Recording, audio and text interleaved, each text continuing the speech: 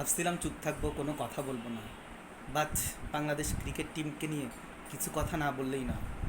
পারভেজ ইমনের মতো ব্যাটসম্যানকে জিম্বাবুই সিরিজে নেওয়ার পরও একটা ম্যাচেও তাকে সুযোগ দেওয়া হয় না। মাথা গরম মাথা মোটা লিটনকে বারবার সুযোগ দেওয়া হয়েছে।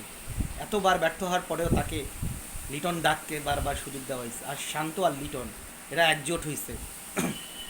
শান্তও বুঝতে পারছে যে যদি মেহেদি মিরাজ যদি খেলে, মেহেদি মিরাজ যদি পারফর্ম করে, অনেকে হয়তো বলবে মেহেদি মিরাজকে ওপেনিং করতে কিংবা ওপেনার হিসাবে ওকে চাইবে, তাই মেহেদি মিরাজকেও স্কোয়াডে রাখে নাই।